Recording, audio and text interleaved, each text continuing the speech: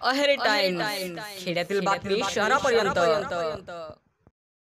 सध्या जिल्हाभरात जिल्हा परिषद व पंचायत समितीच्या निवडणुकीची चर्चा सुरू असताना एटापल्ली तालुक्यातील हालेवारा गेदा 38व्या मतदार केंद्र अंतर्गत जिल्हा परिषद क्षेत्रातील कोटमी, एटावाही, कोंदावाही, चौकेवाडा परिसरात भाजपा जिल्हा महामंत्री, अनुसूचित जमाती तथा तोळसा ग्रामपंचायतीचे उपसरपंच प्रशांत आत्राम यांच्या नेतृत्वात मतदार नोंदणीसाठी ग्रामीण भागात संपर्क अभियान राबविण्यात येत आहे।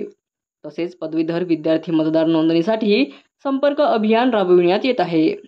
कारण स्थानिक स्वराज्य संस्था पदवीधर आमदार निवडणूक असल्याने ग्रॅज्युएट 2022च्या पूर्वीचे उत्तीर्ण झालेल्या विद्यार्थ्यांची नोंदणी करणे आवश्यक आहे। करिता ग्रामीण भागातील गावांना भेटी देऊन नोंदणी करणे सुरू आहे।